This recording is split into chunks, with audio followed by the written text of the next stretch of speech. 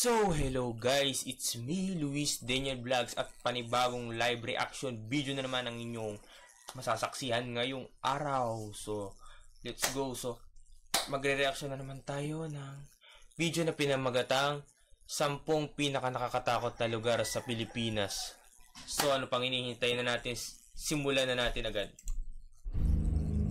10 pinaka-nakakatakot na lugar sa Pilipinas. Anong misteryo ang bumabalot sa mga ito? Mga kaluluwang likaw na naghahanap ng hustisya. Mga gusayang piping saksi na wala namang masabi. Mga bagay na hindi lubusang may paliwanag. Mga boses na hindi malaman kung kanino at kung saan nanggagaling.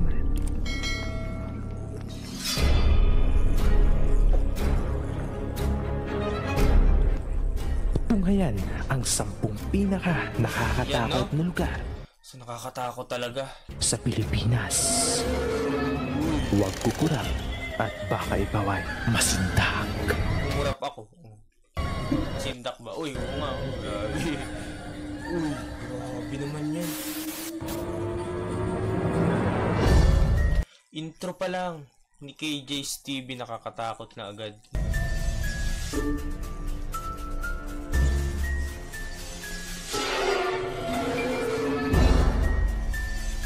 Uy.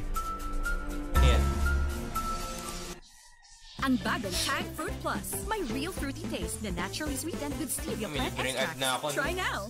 Kahit di pa ako nagmo-monetize. So, ay nako, ano ba yan? Mapapamahal tayong tanggalin yan. Just in! Tipid ka sa Nutay Twin Jumbo Pack. Sa 2 sachet, kaya ang 2 labada. Hi! Twin Jumbo Pack. Number 10, ang Laperal White House sa Baguio.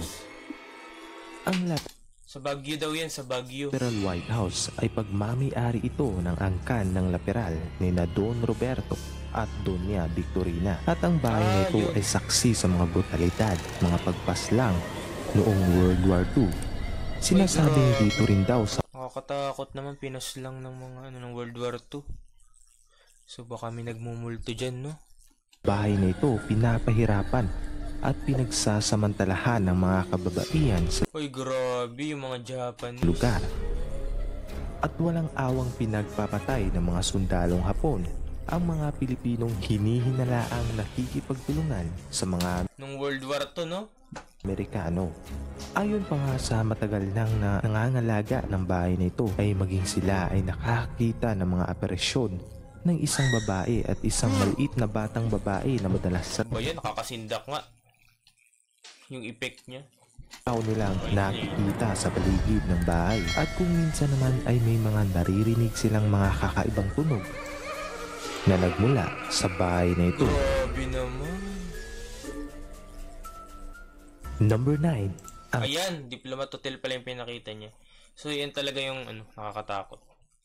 Nagpunta dyan si magre-reaction tayo sa mga susunod na linggo. Kung sa next week, magre-reaction tayo ng part 2 na pagpunta nila sa Diplomat Hotel. Grabe. Ang Diplomat Hotel Boss Rino. sa Baguio ang isa sa pangtanyag na panglokasyon na palaging nasa listahan ng Yan mga talaga, hindi mawawala sa listahan Diplomat Hotel. Most haunted. nakakatakot na lugar sa bansa ay ang Diplomat Hotel sa Baguio. Alam niyo ba na saksi ang bawat sulok ng hotel na ito sa mga pagpapahirap noong panahon ng World War II Grabe, kaya pala maraming nag-aano dyan. na kung saan maraming mga kababaihan ang napagsasamantalahan sa loob ng gusaling ito, mga walang habas na patayan at mga kahilahilakbot na mga kilos ng mga brutalidad, pati na ang mga pag-torture sa ilan nating mga kababayan. At dito rin daw sa lugar na ito ay naganap ang mga pagpugot sa mga ulo ng mga pari at mga madre. Sa katunayan ay maraming tao nga ang nagtatrabaho dito na maging sila ay nakakakita ng mga aparisyon Naku, meron nga daw. ng mga taong pugot ang ulo. Kung minsan naman ang mga residente sa kalapit na gusaling ito ay nakakarinig din sila ng mga hiyaw at mga sigaw ng mga batang sinasabing minasakar daw sa fountain na ito na parang humihingi ng tulong dahil sa malaimpyerno nilang sinapit sa kamay ng mga Hapon. Number 8. Uy, sa Malacanang Palace. Makatakot naman yun. Sino ang mag-aakala na ang isa sa pinakasikat na gusali sa buong Pilipinas ay hindi rin nakaligtas sa mga kababalaghan? Haunted raw yan. Kahit na ang ating Grabe. Uy, ba't nawala? Nawala. Wait lang guys. Wala, tingnan natin. Ayan. ang misteryo na bumabalot sa gusaling ito. Kamakailan lang nang ipinost mismo sa official website ng Malacanang noong 2011. Nakakatakot to. Ating nakatayo at nakabarong Isang na walang tala. Pugot ulo. ulo. Anong masasabi nyo sa inyong nakikita? Katakot nga. Ito nga ba ay Malacanang yan. fake news o totoo? At sinasabi rin ng ilan na maging sila ay nakakakita ng kapre sa isang puno ng Sa puno ng balete. balete na nasa tapat ng palasyo.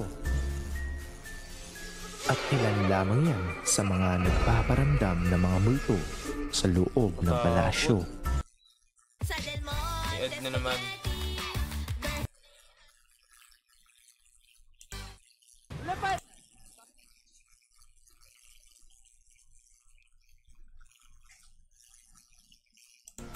Ayan, pang Number 7. 7. Hospital Ruins.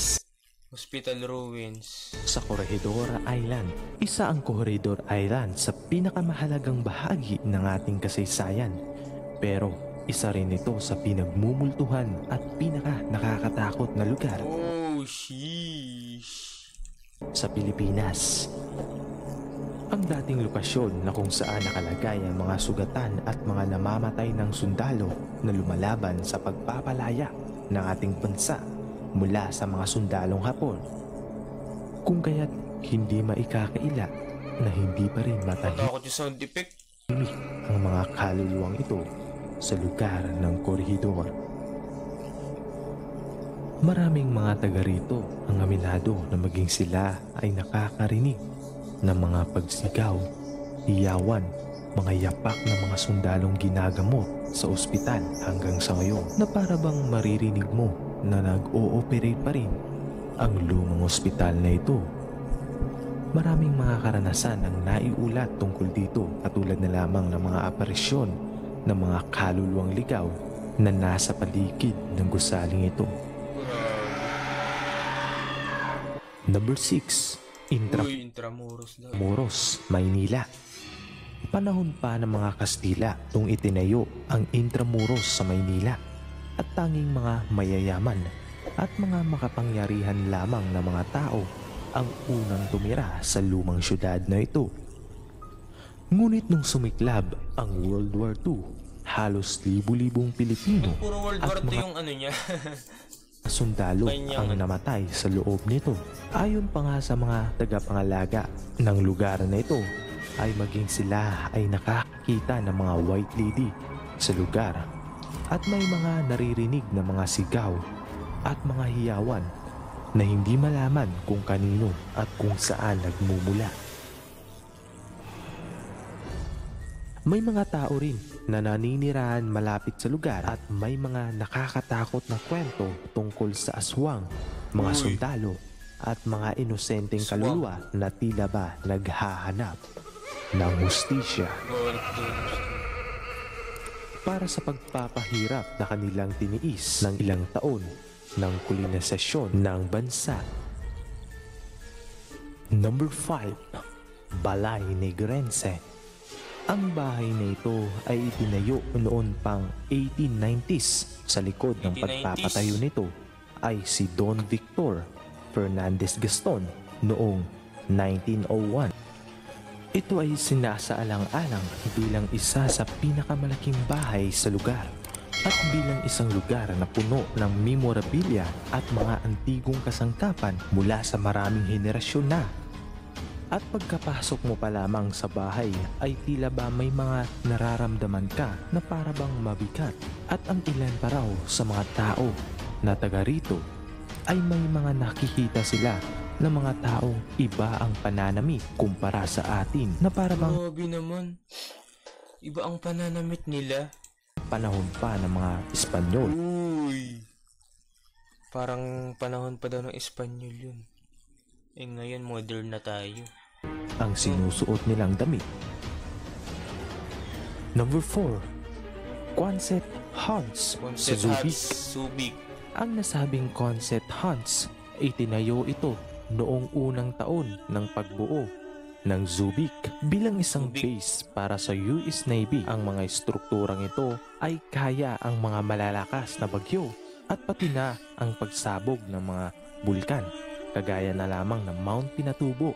Ngunit sa paglipas ng ilang panahon, pinamahayan na ito ng mga kaluluwang ligaw Uy. at ilan pang mga elemento sa nasabing lugar. Grabe sound Ngunit effect. hindi Nakakatakot yung sound effect. mo may aalis kailanman ang mga nakakatakot na pakiramdam kapag ikaw ay napunta sa nasabing lugar.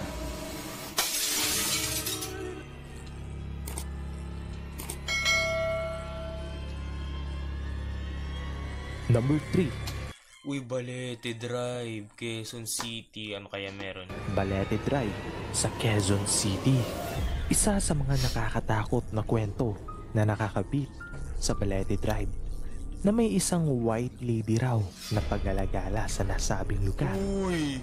Ang kasaysayan ng nasabing Takot operasyon naman yan. ay hindi malinaw. Ang ilang mga lokal ay nagsasabi na siya ay nag-aaral mula sa Universidad ng Pilipinas. Ito ay biktima ng panggagahasa at mga kasumpa-sumpa na kalagayan ng pag-chop-chop. Ito ay tinatawag nilang chop-chop lady noong huling bahagi ng 1960s. Siyempre, maaari mong malayang magmaneho sa paligid ng nasabing lugar. Ngunit, mag-ingat ka rin dahil sinasabi ng ilang mga lokal na may mga white lady nga talaga sa nasabing lugar. Grabe, totoo daw. Meron talaga.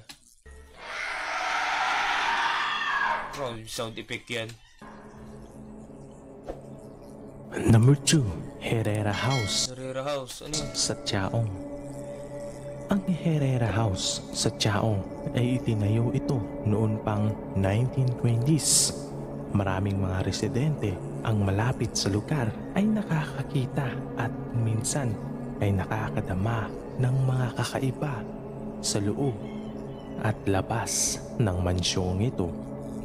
Imahe ng matandang mag-asawa ang palagi nilang nakikita sa bakuran ng mansyong ito. Grabe naman yan. Na sadyang nakakapagtaka dahil ilang taon na ang walang nakatira sa nasabing mansyon at marami din silang naririnig na mga kakaibang tunog sa loob ng Kakaibang tunog, ano yung tunog yun? bahay na ito sa pagsapit ng ating gabi.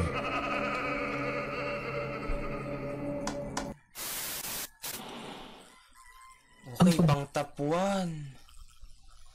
Saan yan? La Sisikihor. Huli sa Grabe. pinakanakakatakot na lugar ay ang Lazy Lazy Siquijor. pala, lazy. Ang buong isla ng Siquijor ay isinasaalang-alang bilang isa sa pinakamisteryosong lugar sa Bakit? Bakit? Pilipinas. Ito ay tanyag sa alamat ng Pilipinas bilang isang lugar ng mahika, pangkukulam at mga ritual at mga Totoo. pagpapagaling sa mga taong may sakit. Tila isang pangkaraniwan na lamang ito para sa mga taga-isla. Ang isa sa pinakanakakatakot ay ang puno ng balete na sinasabi ng ilan na ito ay may edad na 400 years old. Uy, 400 years old. Tanda na nga no. At sinasabi pa ng taong bayan na ang nasabing puno ay maaaring tahanan raw ito ng iba't ibang makamundong likas tulad ng mga kapre, duwende at mga engkanto Weh. sa nasabing lugar.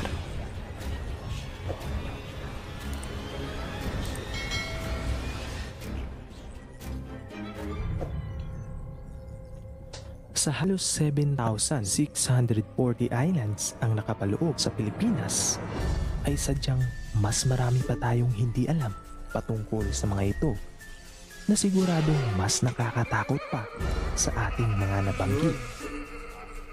At yan ang 10 pinaka-nakakatakot na Ayun lugar na. sa So, yan ang 10 pinaka-nakakatakot na lugar sa Pilipinas. So, kayo, naniniwala ba kayo guys dun sa 10 pinaka-nakakatakot? So, yan, dito muna nagtatapos ang ating reaction video sa ngayon. So, yan, grabe no? Bye-bye.